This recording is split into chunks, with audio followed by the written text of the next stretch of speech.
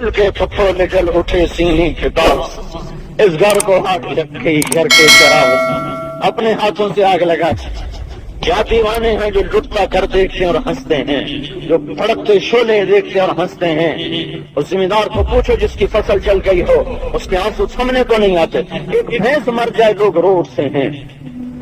वो जिनकी नस्ल को आग लग गई, इनकी नस्ल को आग लग गई, वो ऐसे खुश बात कर रहे। तो मैं तो कह रहा हूँ फातिमा की बेटियां बहनों, उसकी भी निकाह हुआ था, मस्जिद में निकाह हुआ। बारात पता कैसे गई थी बहुतों को नहीं पता होगा। हजरत अली आए, या रसूल अल्लाह रुखसी हो जाए, तो आप कहते जाओ ढोल लेके आओ, टेंट लेके आओ, बाजे लेके आओ, बारात लेके आओ, फिर मैं धूमधाम से अपनी बेटी को रुखसत करूंगा। आपने फरमाया अच्छा रुखसी कर देते हैं, निकाह 2 महीने पहले हो गया था। मगरिब की नमाज पढ़ के आप घर तशरीफ लाए। फातिमा फरमाती है मैं घर में काम कर रही थी जैसे घर की बेटियां काम करती हैं, मेरे कानों में आवाज पड़ी कि आपने किसी को कहा उम्मे ऐमन को बुलाओ। उम्मे ऐमन की माँ ये हुजूर सल्लल्लाहु अलैहि वसल्लम की वालिदा की बांदी हैं। आप उनसे बहुत प्यार करते थे और आपने फरमाया जो जन्नती औरत से शादी करना चाहे उम्मे ऐमन से शादी कर ले। वो आ गई, घर आई तो आपने फरमाया उम्मे ऐमन फातिमा को अली के घर छोड़ के आओ और इशा पढ़ के मैं आऊंगा, उनसे कहना मेरा इंतजार करें। ये फातिमा की बारात जा रही कि अपने कदमों पे चल के जा रही, ना बाप छोड़ने गया, ना और जो माएँ हैं आपकी 9 बीवियां हैं पाकीज़ा माएँ, उम्महातुल मुमिनीन, मुकद्दस माएँ, जिन जैसी कायनात में कोई पैदा नहीं हो सकती। आयशा जैसी माँ और जुवैरिया जैसी माँ और उम्मे सलमा जैसी माँ सब मौजूद। फातिमा को अली के घर छोड़ के आओ। उम्मे ऐमन और फातिमा कदमों पे जा रही हैं, ना कोई कपड़े बदले, ना कोई मेहंदी रचाई, ना कोई ढोल, ना तमाशा, ना बाजा, ना गाजा, ना मेला, ना ठेला। और जाकर उम्मे ऐमन ने दस्तक दी, अली बाहर निकले। हैरान ये क्या, तो अपनी अमानत संभालो और अल्लाह का नबी कह रहा है इशा पढ़ के मैं आऊंगा। ये हजरत फातिमा की बारात गई थी जो 2 जहान के सरदार की 4 बेटियों में सबसे प्यारी बेटी, सबसे महबूब बेटी। 3 बेटियों को तो अपने हाथों से रुखसत कर दिया था, उनकी जन्नत तो देख ली थी।